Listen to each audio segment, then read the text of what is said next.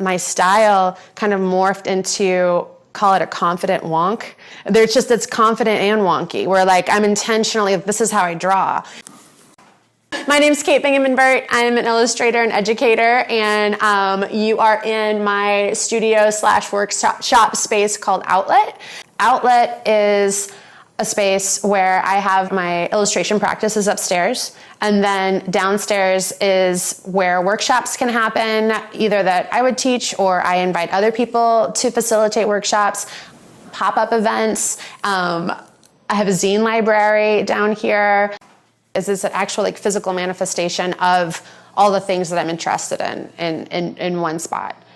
I wanted to be a journalist when I was in high school. So when I was in college, I wasn't an illustrator. I was an English major, and I really didn't know what it was that I did exactly. And so the first time that I feel like I ever actually made something of my own was when I published a book of poems by my friend Zach. And I really loved his work. And so I was like, you have to put out a book. Other people have to see this stuff too. And that was actually the first zine I ever made.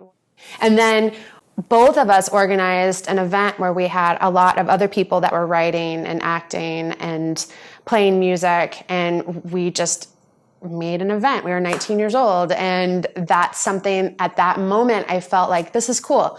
There was a brand new graphic design professor that the college had just hired, and he and I just started talking, and he was like, you should take my graphic design class. And I was like, no way, dude, because I don't like logos, number one.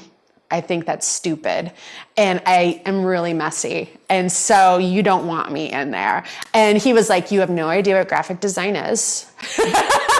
Which I didn't. And he's like, just take the class.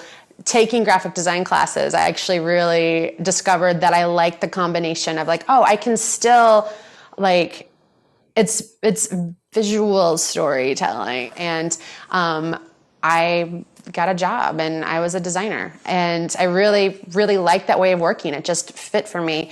But as I was at my first design job, it just didn't feel right, and I didn't like the work I was making, and I was filling notebooks with all these different ideas of things I wanted to do. And then that's when I decided to go to grad school. And I feel like grad school was a real turning point for me, in that I was using my graphic design skills and I applied them to telling my own stories, basically. That's where I started really feeling like, I'm like, okay, I'm doing my thing.